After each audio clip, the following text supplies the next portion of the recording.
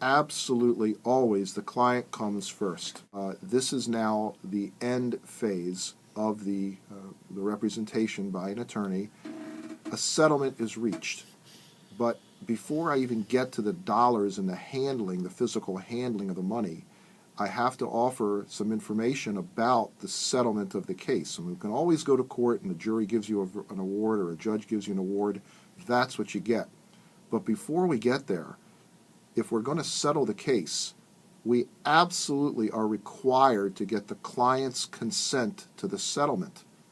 And I have, unfortunately, over the years, had some clients come in and say they want to fire their first lawyer or they want me to sue their first lawyer because the lawyer accepted a settlement without their permission. And what can I, if anything, do about it? Well, in my office, what I do, I have a letter that I actually send to the client in advance of any discussion of settlement with the insurance company, and I tell the client, look, Mr. and Miss Client, I think your case is worth X dollars. Let me just put a number on that for purposes of our discussion here this morning. Let's say I think their case is worth $10,000. In my letter, I tell them that in order to get the $10,000, I'm going to tell the insurance company I want 21 or 22 or 23,000, and that leaves room for me to negotiate. Then I send that letter to the client, and I actually spell out in that letter that if we get that $10,000, this is what's going to happen.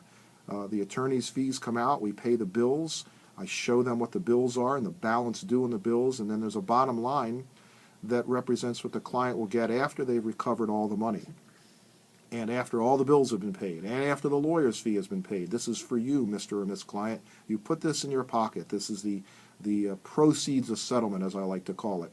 So I send that letter to the client, and I require that they sign that letter or come talk to me if they disagree. If they disagree, that's fine. Come in, tell me, or call me on the phone. What's going on? Why don't you agree with my evaluation? I don't pretend to know everything, but for the most part, I read the case very thoroughly. I understand what's going on, and with my hopefully good experience, I'm able to evaluate the case and give my client a recommendation and advice as to what amount we should recover reasonably.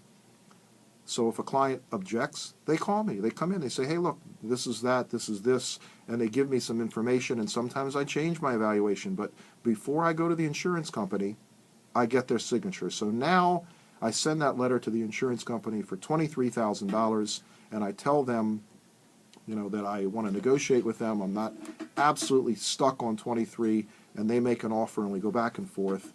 And if I can get $10,000 or more, then I know that I have in writing my client's permission to accept that settlement, and I can go forward and do that on their behalf.